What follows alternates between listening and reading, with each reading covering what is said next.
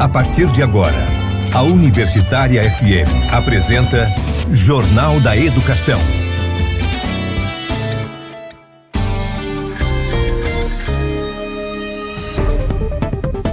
Você vai conferir no Jornal da Educação desta sexta-feira, 26 de fevereiro. Pesquisador da UFRN figura entre os 100 mais influentes da saúde na década. Estudo mostra que o orçamento do MEC para o ensino básico em 2020 foi o menor em 10 anos. Proifes e entidades científicas e da educação lançam manifesto contra a PEC 186. 95% dos alunos saem do ensino médio sem conhecimento adequado em matemática. RN tem o quarto pior ensino remoto do Brasil. Sindicato dos Trabalhadores em Educação Pública do Rio Grande do Norte promove primeira Conferência Estadual Sindical Paulo Freire. Eleição para Conselho de Representantes do Adurne Sindicato acontece nos próximos dias 3 e 4 de março. Marcos Antônio Campos lança Algodão Doce, coletânea de contos e crônicas. Jornal da Educação. Olá, boa tarde. Seja bem-vindo, seja bem-vinda ao Jornal da Educação. Eu sou Edinaldo Martins e esse é o seu espaço de diálogo sobre questões postas pelo cotidiano da educação. Esse programa é produzido pelo Adurne Sindicato. O diretor executivo do Laboratório de Inovação Tecnológica em Saúde da Universidade Federal do Rio Grande do Norte, LAIS, o professor Ricardo Valentim, está entre as 100 personalidades mais influentes da saúde na década, período compreendido entre os anos de 2011 a 2020 no Brasil. O reconhecimento foi conferido pelo Grupo Mídia, responsável pela organização do prêmio desde 2013. A cerimônia de premiação está marcada para o dia 7 de abril em São Paulo, em um evento fechado somente aos eleitos, diante do contexto de pandemia vivenciado atualmente. Em sua trajetória está a criação e implementação do Laboratório de Inovação Tecnológica em Saúde na UFRN, que ao longo dos seus 10 anos vem atuando diretamente para a melhoria da qualidade do Sistema Único de Saúde SUS, seja por meio da qualificação para profissionais da saúde, através de cursos de capacitação disponibilizados gratuitamente no ambiente virtual de aprendizagem do Sistema Único de Saúde, ou da implementação de tecnologias inovadoras que possam melhorar o atendimento ao paciente. Educação em pauta. O orçamento do Ministério da Educação para o ensino básico no Brasil em 2020 foi o mais baixo da década, de 42,8 bilhões de reais, 10,8% menor do que no ano anterior. Apesar do longo período de escolas fechadas por causa da pandemia, educadores apontam que há uma demanda de recursos para garantir aulas remotas e preparar as escolas para a volta das atividades presenciais. Desse montante, 32,5 bilhões de reais foram efetivamente pagos até o encerramento do ano, o que representa 76% do total disponível. Os dados corrigidos pela inflação foram compilados pelo Todos pela Educação, organização que fiscaliza políticas públicas da área. A entidade aponta dificuldades do governo federal de investir e articular as principais demandas do setor do país, crítica que tem sido feita por outros especialistas e gestores educacionais desde o início da gestão Jair Bolsonaro. Em 2020, o MEC passou por uma troca turbulenta de comando com a saída de Abraham Weintraub e a chegada de Milton Ribeiro.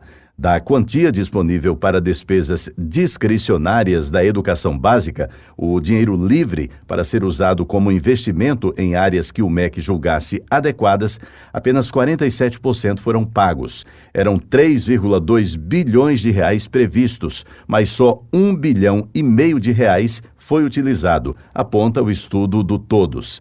Já as despesas obrigatórias, menos dependentes de decisão direta de gestores, são aquelas previstas em lei, apresentaram execução orçamentária superior.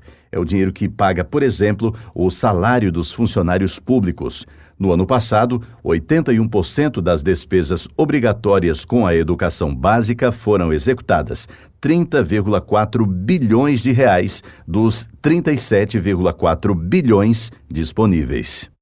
O Proifes Federação lançou na última quarta-feira, em conjunto com mais de 50 entidades científicas e da educação, o manifesto Desvincular Recursos do Orçamento da Saúde e Educação fere a Constituição, em que são destacadas as inconstitucionalidades da proposta de emenda à Constituição 186 de 2019, chamada de PEC emergencial.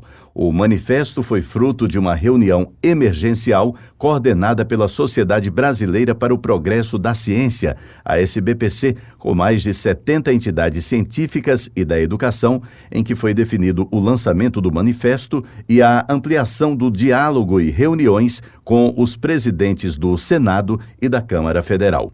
E aí fica aquela pergunta: por que a PEC 186 é tão prejudicial para os servidores públicos federais? No que tange à remuneração, o funcionalismo será mesmo prejudicado? Quem nos responde é a advogada Andréa Munemassa, da assessoria jurídica do Adurne Sindicato. A PEC 186, também conhecida como PEC emergencial, na verdade é um projeto de emenda constitucional que faz parte do chamado Plano Mais Brasil, que foi lançado pelo governo em 2019. Ela, juntamente com a PEC do Pacto Federativo, que é a PEC 188 de 2019, e a PEC dos Fundos Públicos, que é a PEC 187 de 2019, elas têm o objetivo de promover um ajuste fiscal extremamente severo no Brasil, prejudicando, na verdade, não só os servidores públicos, mas toda a população brasileira. No caso da PEC emergencial, que é a PEC 186, que se encontra no Congresso para análise no plenário do Congresso, a PEC 186 ela traz um prejuízo ainda maior para a população brasileira, e esse prejuízo veio através de um substitutivo apresentado agora em fevereiro desse ano, e esse substitutivo faz uma espécie de troca de favores. O Congresso aprovaria a PEC 186 e, em troca disso, se teria a possibilidade de pagamento do auxílio emergencial, agora estimado em R$ 250.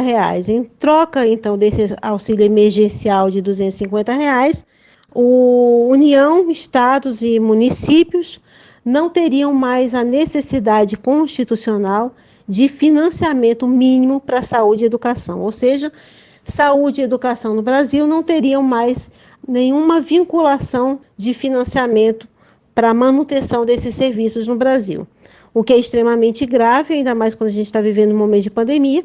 Significa acabar, praticamente com o SUS e fazer com que a educação no Brasil, que já tem o menor orçamento dos últimos 10 anos, fique num estado de absoluta calamidade pública, Mas com relação à questão da remuneração dos servidores, ela é um ataque extremamente severo, e o objetivo dela é exatamente esse: reduzir o valor da folha, reduzir o valor da remuneração, impedir que os servidores tenham qualquer tipo de reajuste, seja reajuste na forma de indenização, seja reajuste na forma de progressão e promoção, seja reajuste na forma de adequação na sua carreira.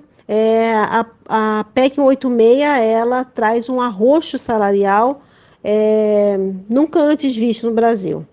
Jornal da Educação. Extra Classe. Dados da última avaliação nacional realizada antes da pandemia mostram que 95% dos estudantes terminam a escola pública no país sem o conhecimento esperado de matemática. O resultado do Sistema de Avaliação do Ensino Básico, SAEB, é ainda mais grave porque muitos desses alunos passaram em seguida por um ano de escolas fechadas e ensino remoto insuficiente. Só 5% deles conseguiram, por exemplo, no terceiro ano do ensino médio, resolver problemas usando probabilidade ou com o Teorema de Pitágoras. A tabulação dos resultados do SAEB 2019 foi feita pela plataforma QEdu e pelo Interdisciplinaridade e Evidências no Debate Educacional. Em português, uma quantidade bem menor, 69%, não chega ao nível considerado adequado. Eles não conseguem identificar ironia em um texto e inferir o tema de uma reportagem. Outros 31% são considerados proficientes na disciplina.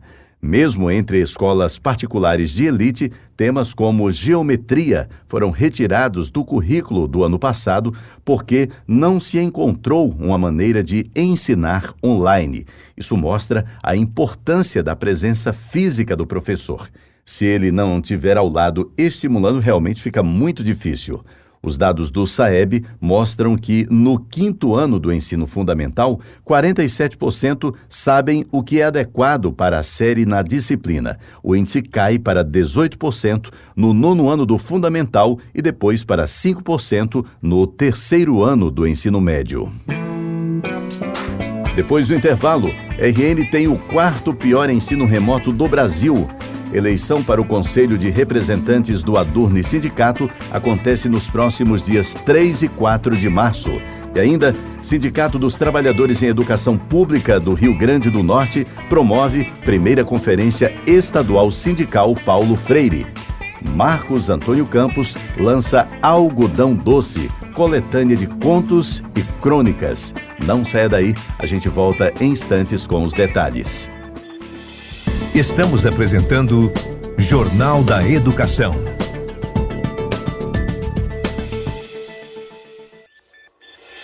Voltamos a apresentar Jornal da Educação.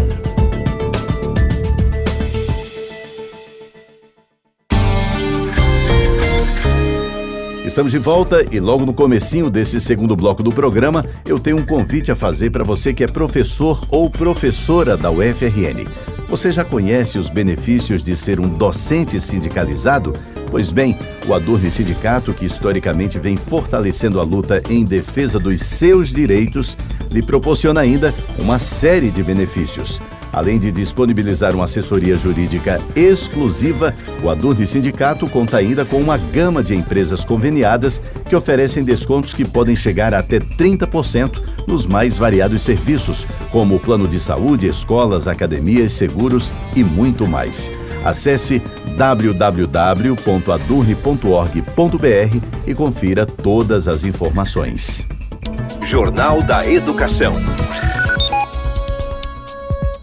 O Rio Grande do Norte teve o quarto pior desempenho na avaliação dos programas de educação pública remota dos estados e capitais durante a pandemia, feita pela Fundação Getúlio Vargas. A nota que a FGV atribuiu ao RN foi de 0,81, varia de 0 a 10. A nota média do Brasil foi de 2,38.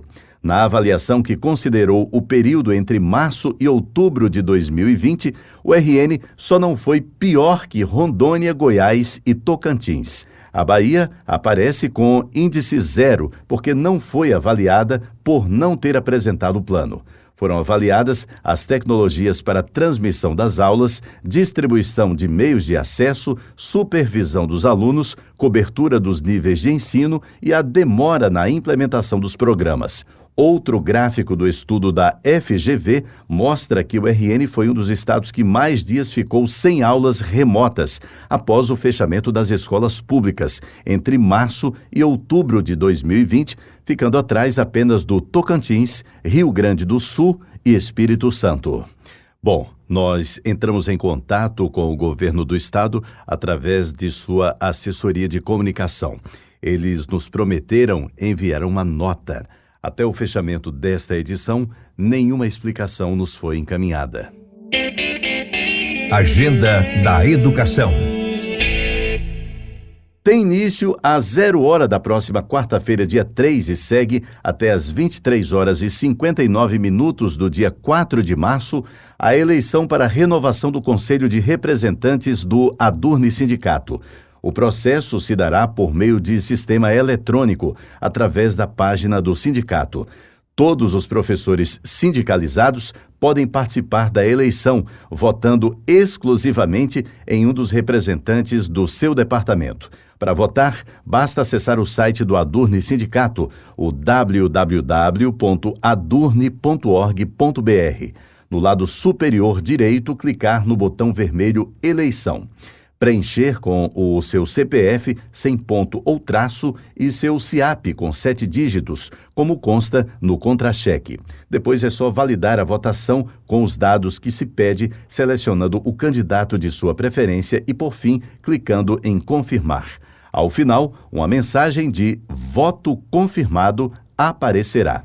Caso surja dúvidas ou mensagens de erro durante a votação, o professor poderá entrar em contato através do WhatsApp 99119-6461. 99119-6461. 19 chapas foram homologadas pela comissão eleitoral responsável pela condução do pleito. A lista de candidatos pode ser consultada no site do Adurne Sindicato. Jornal da Educação. Extra Classe. Para celebrar os 100 anos de nascimento do patrono da educação brasileira, o SINT-RN, entidade que representa os servidores da educação no Estado, vai promover a primeira Conferência Estadual Sindical Paulo Freire. Com o tema Resistir e Esperançar, o evento será realizado no formato remoto entre os dias 3 e 4 de março, através da plataforma Zoom, e contará com palestras e homenagens. A abertura do seminário acontece na tarde da quarta-feira, dia 3 de março, e vai reunir sindicalistas, representantes de movimentos populares e educadores convidados para falar sobre resistência e esperança, 2 dos assuntos que eram caros a Paulo Freire, sua metodologia e modo de vida. Temas atuais como reforma administrativa, o exercício docente em meio à pandemia e a reorganização da sociedade também serão debatidos ao longo do evento. Entre os palestrantes já confirmados estão o presidente da CNTE, o professor Heleno Araújo, o professor da UFMG, Pedro Ribeiro, e as deputadas federais Natália Bonavides e Maria do Rosário. As inscrições para a primeira Conferência Estadual Sindical Paulo Freire são gratuitas e limitadas a 1.000 pessoas por dia. Todos os participantes que registrarem presença no evento receberão um certificado com carga horária de 8 horas. As inscrições para os 2 dias de evento podem ser feitas em links disponíveis no site do SINT-RN. Agenda da Educação. Frente à pandemia de Covid-19 e à implementação emergencial do ensino remoto, a rotina de trabalho dos docentes foi modificada drasticamente, com o objetivo de analisar o quanto essa situação impactou na qualidade de vida dos professores e professoras da Universidade Federal do Rio Grande do Norte. O Adurne Sindicato está disponibilizando a pesquisa Qualidade de Vida dos Professores da UFRN no ano de 2021. O período para coleta de informações para a pesquisa terminaria hoje, mas foi prorrogada até o dia 12 de março. Todos os professores da UFRN podem participar. Os voluntários devem preencher um formulário eletrônico disponível no site do Adurne Sindicato. O questionário reúne 11 perguntas e não leva mais do que 5 minutos para ser respondido. O estudo deve servir para balizar as ações do sindicato voltadas para a melhoria das condições de vida e trabalho dos docentes. Jornal da Educação. Extra Classe. Algodão Doce é a mais nova obra de Marcos Antônio Campos, que traz uma seleção de contos e crônicas escritas ao longo dos anos pelo autor e que ganharam forma a partir do isolamento social provocado pela Covid-19. O lançamento aconteceu na última quarta-feira com o apoio do Adurne Sindicato. Este livro é composto por 25 contos e crônicas e começou a ser escrito em 2019. Foram necessários 11 anos e uma pandemia para que fosse concluído as suas histórias. No livro há de tudo que se possa imaginar de prosa. Existem 2 fábulas juvenis. No livro também existem 4 ou 5 contos onde a metafísica é predominante. E existe outro contozinho pequenininho no fim do livro, A Tabacaria, que eu chamo a atenção especial, que também trata da obra de Fernando Pessoa e exige que a pessoa leia antes A Tabacaria de Fernando Pessoa para se inteirar melhor. Existem 3 ou 4 contos policiais e eles são interrelacionados.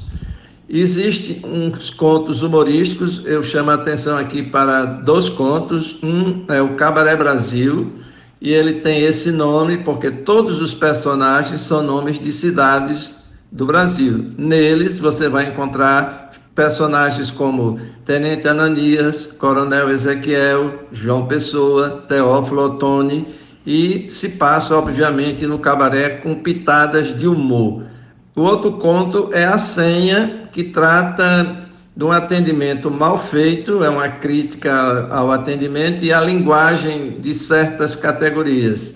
Há várias crônicas sociais, muitas delas passadas, recolhidas da pandemia. A primeira delas chama-se Quarentena e trata dos diversos grupos que nós temos no Zap, cada um com suas características diferentes. Outra crônica que é um pouquinho difícil das mulheres gostarem é porque eu descobri, ao escrever essa crônica, que todos os pecados são femininos. Só existia um pecado masculino, que era o orgulho, mas a igreja cancelou. Então é muito engraçado você dizer a ira, a gula, a luxúria são pecados femininos, então os homens podem pecar, né? Isso é imperdoável, mas é interessante, é engraçado. Também a outra crônica que é Entre Quatro Paredes, e são as situações que a gente tinha durante a pandemia. Por exemplo, no carnaval eu virei mestre-sala. Lá no livro você não vai encontrar mestre-sala, mas vai encontrar situações semelhantes ao que eu estou falando. Esse livro, como ele começou em 2009 e só veio acabar em 2020, passaram-se 11 anos até ele ser concluído. E eu tenho a característica de, sempre que eu faço um conto, uma poesia, uma crônica, eu escrever em algum concurso. E ele chegou ao mercado já com 17 prêmios. Ele é um livro que é difícil eu dizer que é bom, mas ele é interessante. Ele tem a influência de vários autores. Então eu convido vocês a comparecerem à livraria do campus. Se não puderem ir, podem pedir o livro pelo Zap, que vocês vão gostar. O telefone WhatsApp do autor Marcos Antônio Campos é o 99949-1420. Repetindo, 99949-1420. Lembrando que você pode ouvir o Jornal da Educação onde e quantas vezes quiser. Todos os programas estão à sua disposição no canal do Adurni Sindicato no YouTube. O endereço é o www.youtube.com/c/Adurni Sindicato. Vamos reforçar aqui a mensagem a todos os professores e professoras da UFRN. Você já conhece os benefícios de ser um docente sindicalizado? Pois é, o Adurni Sindicato historicamente vem fortalecendo a luta em defesa dos seus direitos e ainda lhe proporciona uma série de benefícios. Além de disponibilizar uma assessoria jurídica exclusiva, o Adurni Sindicato conta ainda com uma gama de empresas conveniadas que oferecem descontos que podem chegar a até 30% nos mais variados serviços, como plano de saúde, escolas, academias, seguros e muito mais. Acesse www.adurni.org.br e confira todas as informações. O Jornal da Educação, produzido pelo Adurni Sindicato, vai ficando por aqui. Eu sou o Edinaldo Martins. Prometo voltar na próxima sexta-feira, a partir do 12h30, aqui pela Universitária FM de Natal. Bom final de semana e até sexta. A Universitária FM acabou de apresentar Jornal da Educação.